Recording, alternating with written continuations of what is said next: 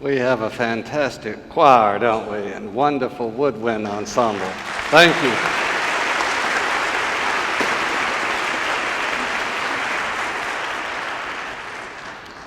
I had tears come in my eyes as the choir was singing that because that was one of my dad's favorite hymns, was Be Thou My Vision. He loved that hymn.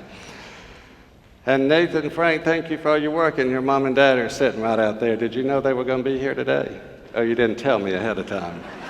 I'm glad that they are here. It was already mentioned that Johns Creek Chorale's doing their first ever today at 3 o'clock. And I hope you'll be here for that. I will not be. Not because I don't want to. I want you to know if you come and I'm not here, it's not because I didn't want to be there. I'm going to be part of the dedicatory ceremony of the Tyler's Way Trail at Finley Oaks Elementary. As you know, Tyler was an 11-year-old who was killed snow skiing 5 years ago in our church, and the family and this organization has dedicated this walking trail, and so I'll be speaking today at 3. I hope you'll keep that in your prayers. I've been debating whether I should call the trustees to see if we should build an ark. It's just been so rainy. Good gracious almighty, have you had enough rain lately? Goodness, my word, it's been amazing. And all I can say about football today is finally. I've seen what a touchdown looks like. With UGA, yes. I've got some friends here. Permit me a few moments of privilege. First, I want Mr. and Miss David Crosby here. Where are you sitting out here? Somebody raise your hands right there. Rotarian friend of mine from way back, and we're delighted to have you today. I also have Ralph and Mary Watson, their niece Tracy are here. Tracy's from South Carolina, and Ralph and Mary live up in Chestatee. And I just got to say a few things about them. I've known Ralph and Mary most of my life. My dad and mother were in the ministry with them. We all love the Watsons. Ralph and I had the privilege of working together at St. Timothy United Methodist Church my first year there, and then he retired from there, left me there by myself. And we had such a good ministry together. He's been in the ministry 60 years, 40 in the United Methodist Church. I won't tell you about Ralph. I tell you this, it was so wonderful to be with a man who modeled walking with Jesus Christ. He models that all the time. Most beautiful prayers, oh my goodness. He loves people, and particularly he loved being with those who were infirmed and needed extra help. You are such a model for me, Ralph. I'm glad you're here. His wife, Mary, goodness, she makes the best coconut cake in the whole world. And absolutely a great cook. Ralph and Mary together have just been phenomenal philanthropists. They've done well financially, but they are the true models of what it is to give. They have given money to start seminaries and orphanages and World Methodist evangelism. They've traveled all over the world for the sake of the gospel. And they're just my dearest friends. They've been married 65 years. 65 years, just coming on 65 years.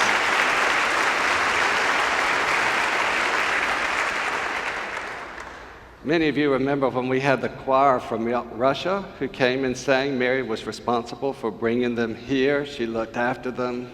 That church wouldn't be possible in Russia without them, and many other things.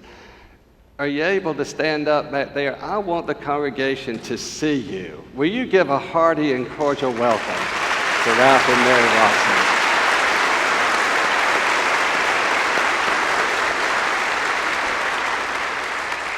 Dear, dear friends, thank you for being here. They drove a long way today to be here, and I'm so glad.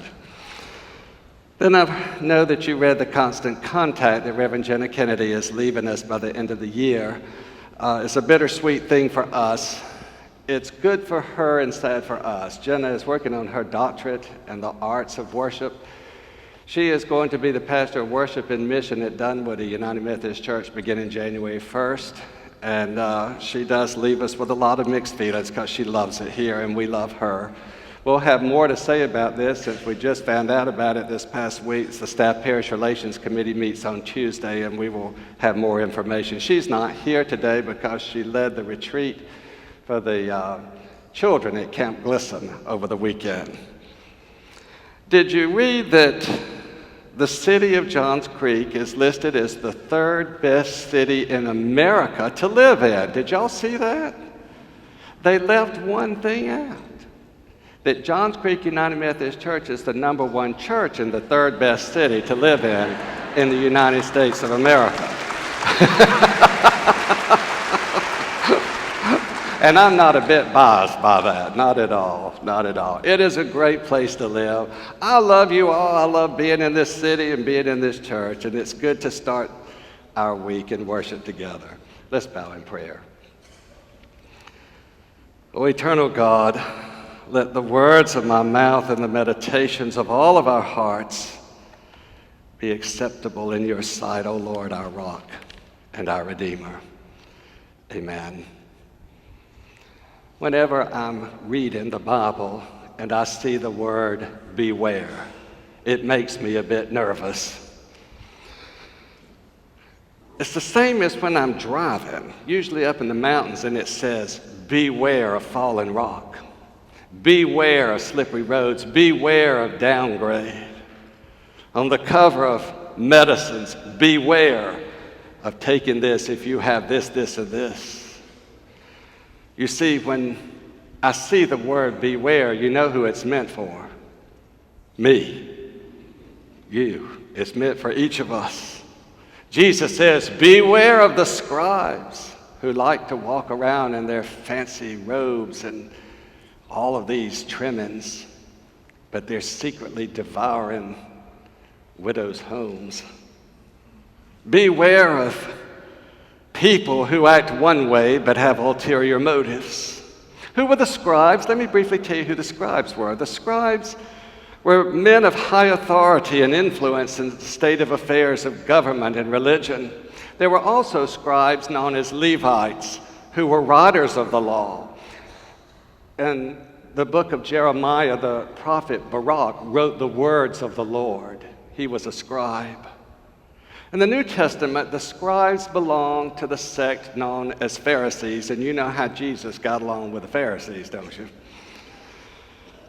Another word that's interchangeable with the word scribe is attorney, a lawyer. That's another way you can look at it. They were public teachers who were very hostile towards Jesus and his disciples.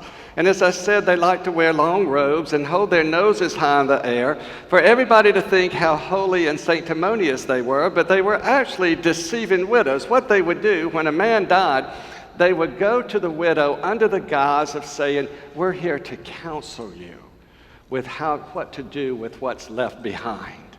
But what they were actually doing was robbing them. They were taking what was theirs. So let me just be blunt. These scribes who did this were hypocrites, they were liars, and they were thieves.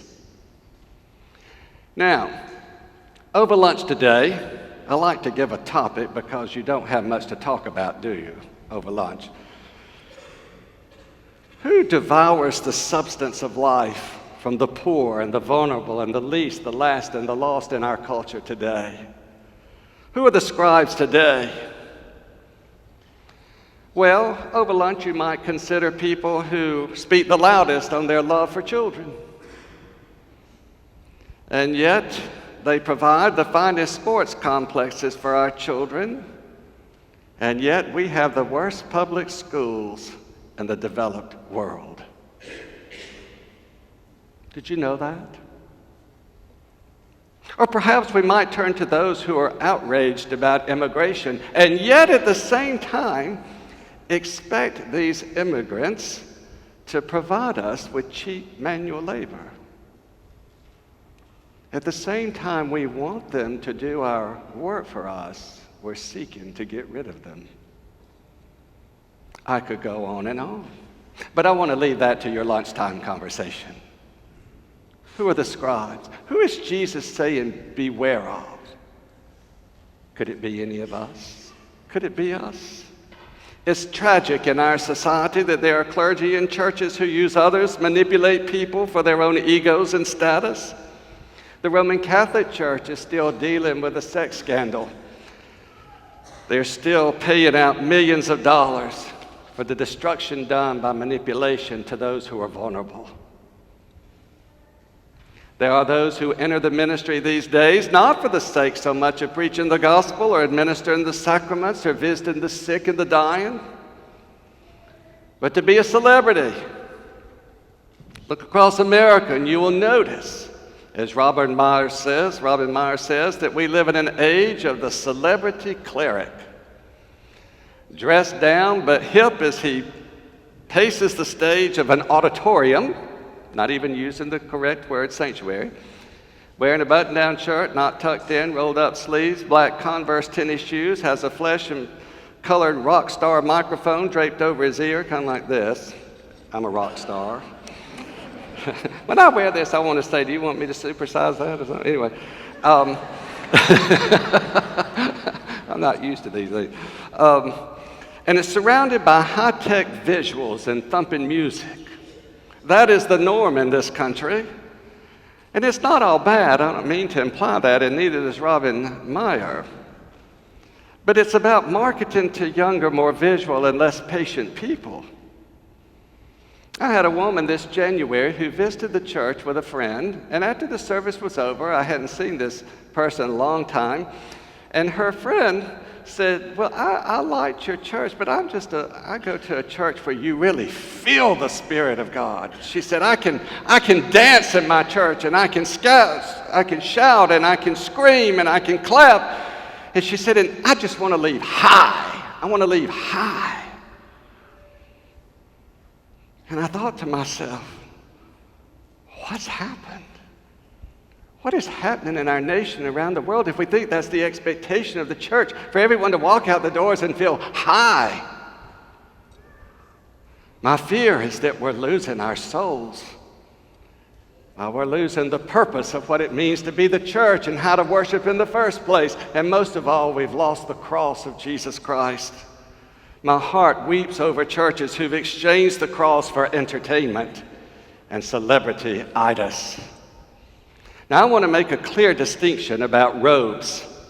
You might think it's hypocritical of me to preach a sermon in a robe when it's talking about scribes and their long flowing robes. In most mainline Protestant churches and Catholicism, clergy wear robes, not to be noticed as greater than others or some superiority, no. In fact, it's quite the opposite. Robes are used to indicate those who are set aside for specific offices of the church for servanthood. The stole that we wear every Sunday, they're different colors, represent the life of Jesus Christ. A couple of weeks ago, I had a wedding, and Jeff's son and his wife, fiance got married, and at the end of the wedding, right before I pronounced them, I put my stole. At a wedding, you wear white. It's the life of Christ. And I put that stole over their hands as I put my hand on top of it and pronounced them husband and wife in the name of the Father and the Son and the Holy Spirit. It represents the life of Christ. It's not something of fashion for us. Nuns wore habits to represent their vow of poverty and that they've surrendered their lives from materialism. Clergy and choirs wear robes so that we're not judged by what we wear. I'm so thankful I don't have to wear a new suit every week. I couldn't afford a new suit every week. And I don't want you up here saying, he doesn't know how to shop. Or can his wife do something better with him, you know? You don't ever have to look at what we wear because it's not about fashion. I look at it similarly to when we have the great day of service. Everyone receives a T-shirt. Why do we give everyone a T-shirt who's going out to do mission? Is it so that they recognize, be better than anybody else? So they can say, I've taken my time to come and work with you poor, pathetic people. No, we're given the shirt because all the organizations and people that we're going to help know that we're coming, and they need to see we're the ones who set aside time to come and be servants to wash the feet, so to speak, of those in need. Not to put ourselves up, but interestingly, to put ourselves down. You see, it's not the shirt or the robe or the habit that Jesus is concerned about. We've missed the point if that's the case. It's about those who dress or act alike in some way and live in another way. They live a lie. It's deceiving ourselves and others the way we display our religion, yet sinning greatly at the same time. I grow weary with ministers. I've said this before. Ministers who think after the sermon is finished, they ask, "How did I do?" No minister should ever ask that question. How would you know? The question that should be asked is, did anyone come closer to Jesus from that sermon? That's what I want to know. Is anyone who comes in here today, will your life be changed for the better because you were here this morning? That's what I want to know. I've had ministers say, "I really preached a good sermon today," and I think, tell me the evidence of it. Show me the evidence of that good sermon. Hopefully we do what we do in this church not for affirmation or applause. I've had people leave the church. I had a man leave the church years ago, came to my house. He said, "My wife and I are leaving the church." And I said, "Why are you leaving the church?" He said, "You know, you've never complimented me as a Sunday school teacher." I said, "What? I don't even come to your Sunday school class. I don't know what kind of teacher you are." He left the church because I didn't compliment him. That's true. That actually happened. How many of you in this sanctuary remember Harold Dent? Remember Harold Dent? Raise your hand. Harold Dent. Harold Dent. I miss old Harold Dent. He was such a wonderful man. He was the administrator for a short time while I was here. And from time to time, Harold would do things, and I'd say, "Harold, I really appreciate you taking care of this or doing that." And he would turn to me and he would say, "You don't ever need to thank me. Isn't that what disciples do?" That's what a disciple is supposed to do. He never wanted to be thanked or affirmed or applauded. You know, I haven't read anywhere in the Gospels that Jesus went around thanking the disciples for what they did.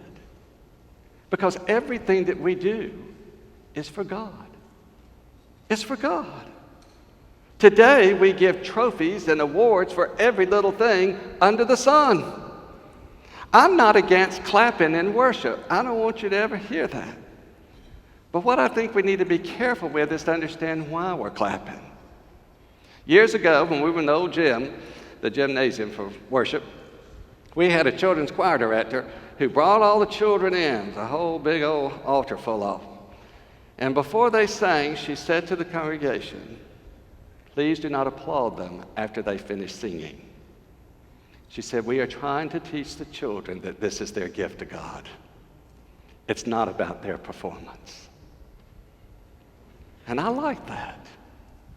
But on the other hand, I think it's okay to clap when we're moved by the Holy Spirit. You see, there are two types of clapping. We should never be a church without the clap. But we need to know why we're clapping. We need to be careful that we're not just clapping for a performance, but because of what the Spirit is doing in our lives. So Jesus is cautioning the disciples to beware of people who act like these horrible scribes. And then he turns their attention to this woman in the treasury who gives 2 pennies everything she has. Now here's another thing. We better be careful when we see the word beware, but we also better pay close attention when Jesus praises someone. He says to the disciples, "You watch this woman. I want you to watch her. She put in all she had." We better pay close attention to whom Jesus affirms. She is to a large degree a foreshadowing of the death of Jesus. She surrendered everything she had, and Jesus did for the salvation of humanity. If you think this passage is just about money, then you've misunderstood it. This woman giving her 2 pennies is about her very life. It's about her faith. It's about what she believes. Even though in Jesus' day there was corruption in the government and the temple, there was corruption in the temple, the synagogue, and the workplace, this woman still gave and gave generously and sacrificially. Viktor Frankl is a name you should know. He was the great psychologist who was a prisoner in a Nazi concentration camp during World War II. And he, during his imprisonment, decided he would watch and see what makes men survive this horrible atrocity. How do we survive?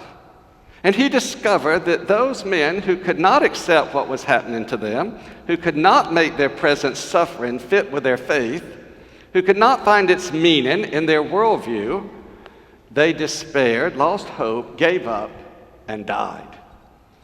But those individuals who could find meaning from their faith to fit their circumstances were able to find hope for a future beyond their present suffering, and so could accept what they were enduring as a part of their existence, and they thrived. They were the ones who shared their food, who cared for the injured and for the dying. You see, that was the case of the widow in Jesus' day. Even in the midst of all that was going on in the world, she never lost hope. And she invested her whole life into the work of God.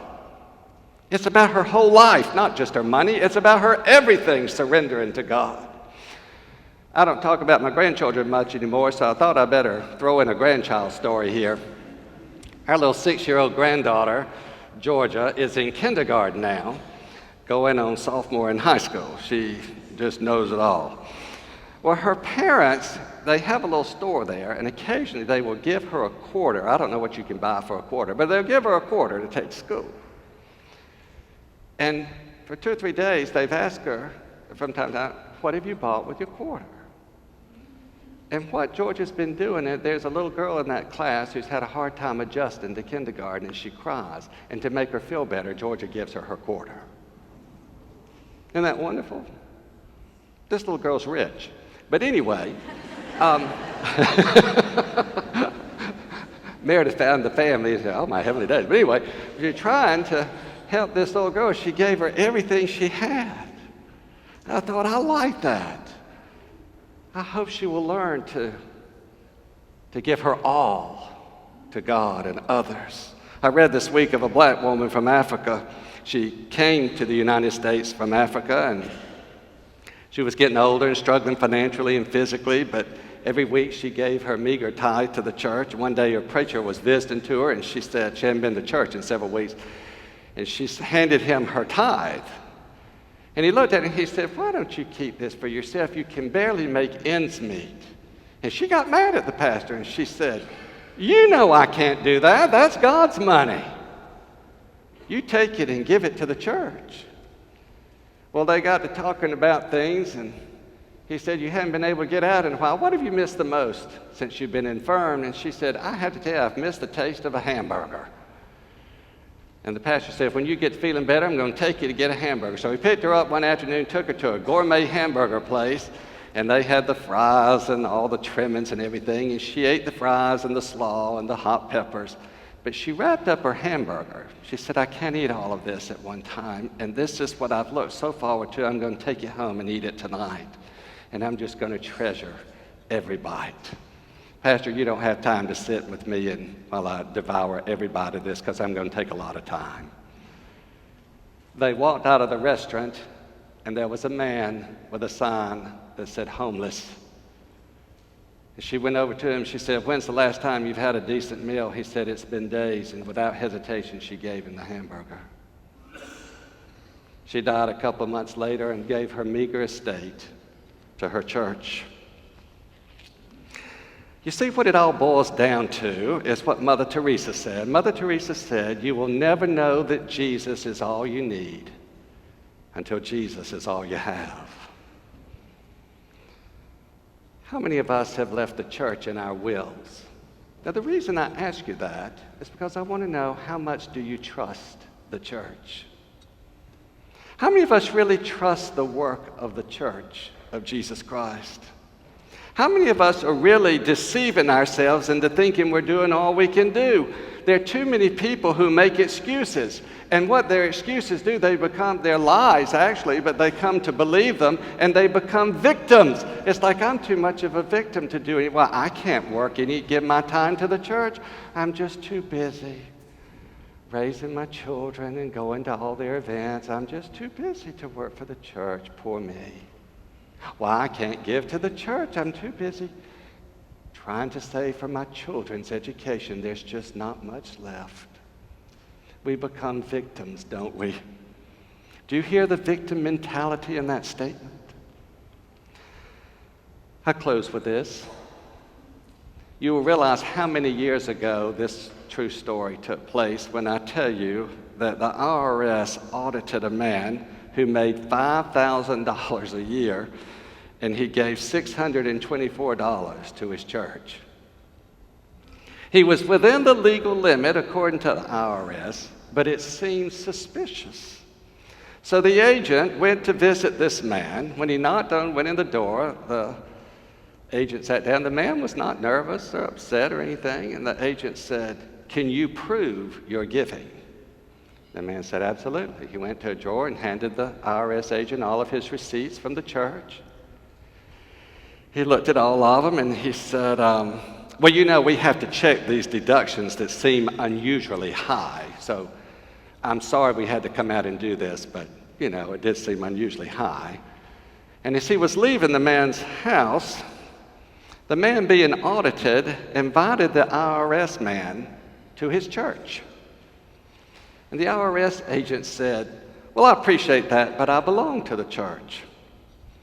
And the other man said, "That possibility never occurred to me." Well, the IRS agent drove home thinking about that last remark. Didn't make much sense to him until that next Sunday when he dropped a dollar bill into the offering plate, and then it came to him.